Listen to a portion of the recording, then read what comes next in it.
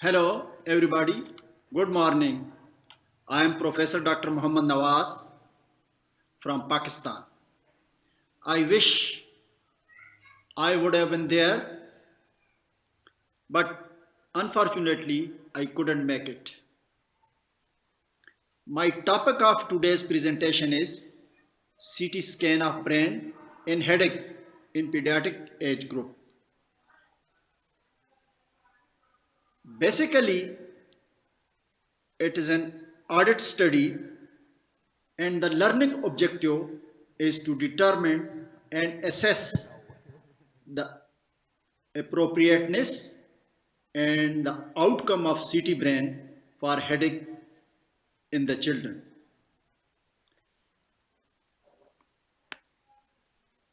Headache. Almost every child suffers from headache in his childhood. So headache is a very common complaint in children. For the evaluation of this headache, in imaging department, either CT or MRI brain are usually and frequently advised. But special concern with this headache in child is the possibility of intracranial pathology. So we have to rule out intracranial pathology by doing the CT and MR of the brain of the patient with complaint of headache. And to go for CT brain is a very difficult option and decision to make in case where there is no underlying brain pathology. So, for doing CT brain in all such cases who suffer from headache looks like misuse of radiation. But biggest dilemma is that up to 10% of the children with brain tumors may present as cause of headache as the only symptom. So the value of screening is compromised due to majority of children presenting with headache but very low outcome of the imaging.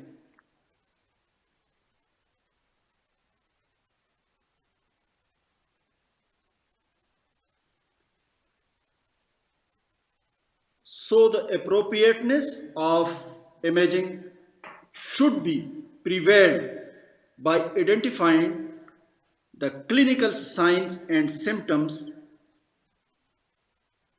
that are associated with headache appear to be useful predictors of positive imaging evaluation.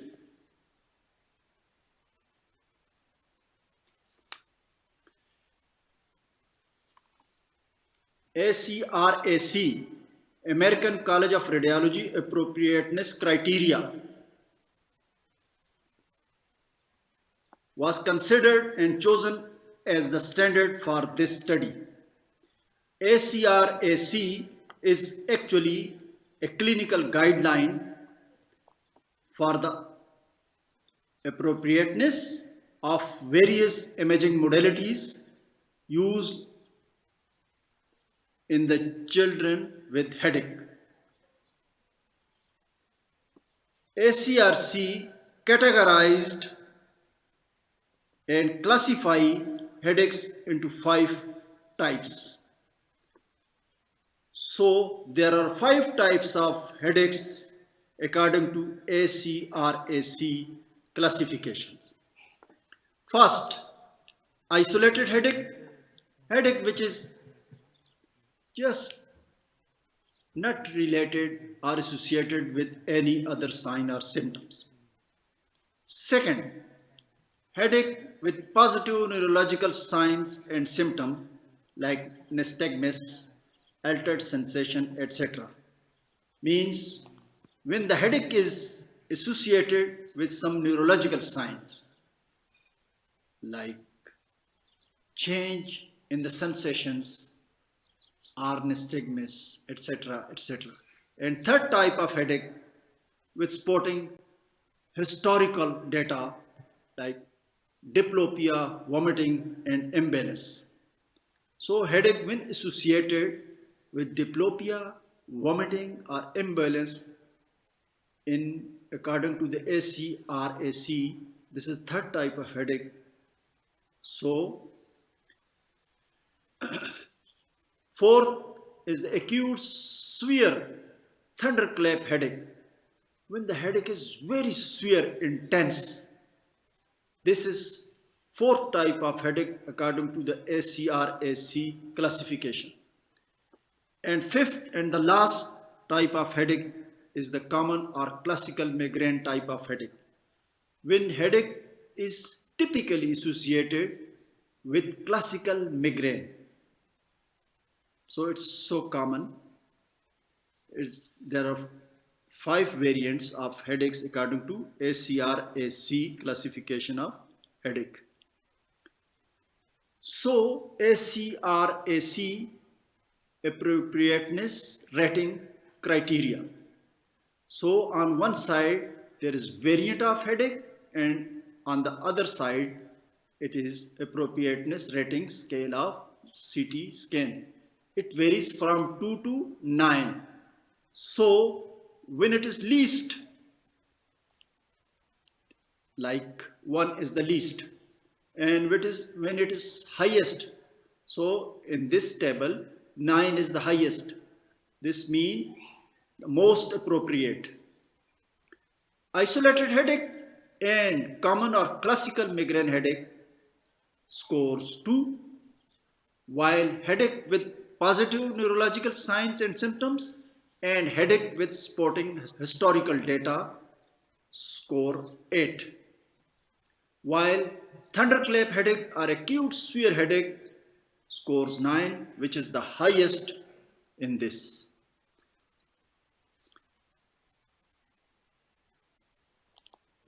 Now, this study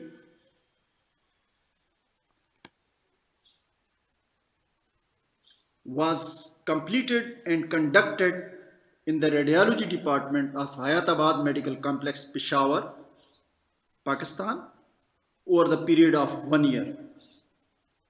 Standard protocol for CT scan brain was adopted, and age range of 4 to 18 years of patients belonging to both genders, male and female, with history of headache, either isolated or common classical migraine, were included in this study. We scanned 100 patients over the period of 1 year in this study. And among these 100 patients, only 4 showed abnormal findings. All these 4 were suffering from sinusitis. 40% of the patients were below 10 years and rest means 60% were above 10 years. Male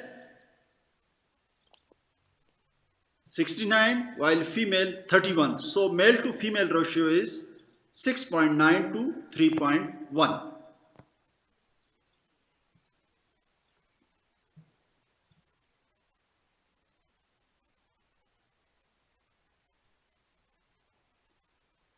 Headache, as we earlier discussed, is very frequently occurred, and it is one of the very common complaint, so frequent in the childhood. Global statistical data reveals 19 to 51% prevalence of headache in these patients. And this is very much comparable to our study in which 40% of the patients were below 10 years.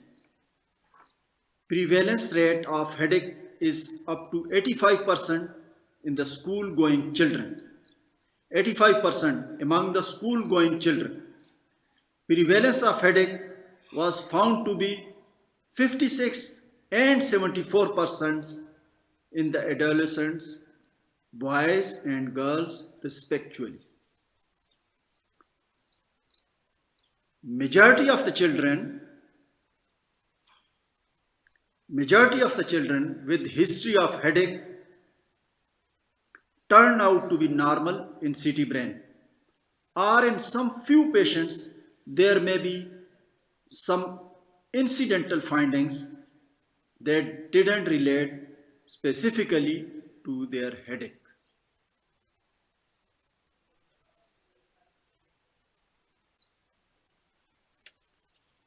In a study, this study is very closely comparable to the different studies performed globally. For example, Khan et al. On patients with AR2, 86% showed no abnormalities on CT scan, as compared to our study where 96% had normal scans and only 4% showed abnormal findings. All these 4 patients in our study had sinusitis, very much comparable to the Khan-Ali study.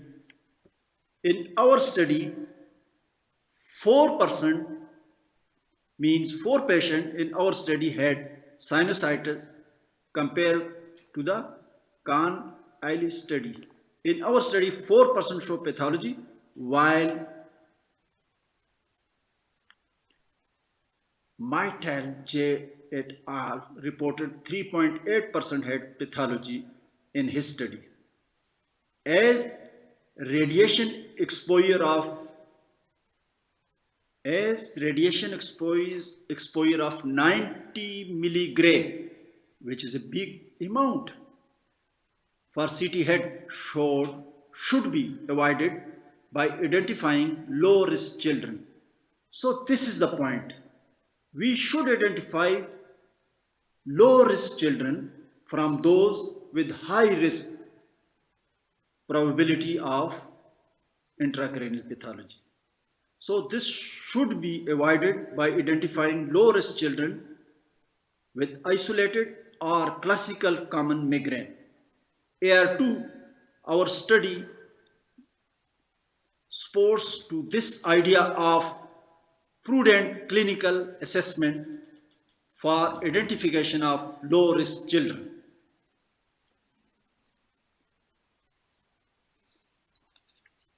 This is the main point, that we should recognize, we should isolate those with low risk children.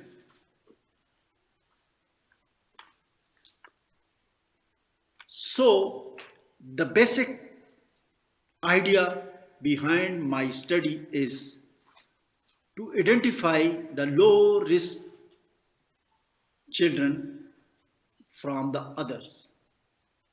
So in the conclusion of this audit study, that multidisciplinary approach of pediatrician and radiologist is must to develop a proper appropriate referral protocol to avoid unnecessary CT studies and a lot of unnecessary radiation exposure. So the basic idea, basic point is just appropriate proper referral protocol by a multidisciplinary committee of radiologists and pediatrician. So just to avoid unnecessary CT studies which causes lot of radiations, 90 milligray to the children in one city head. In this respect, a local clinical practice guideline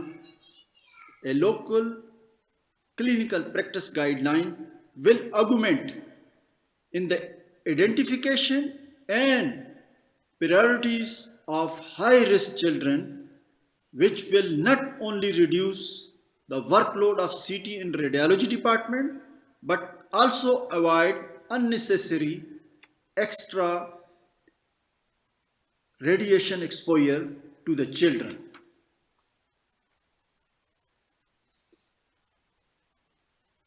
So, in the last take-home message, the radiation should be principally as low as reasonably achievable. So, before sending the patients in pediatric age group for CT brain, we should screen out the high risk children from the low risk children having SOL or intracranial pathology from each other. So radiation should be as low as reasonably achievable. So this is the take home message. Alara. Thank you. Thank you for the patient listening. Thanks.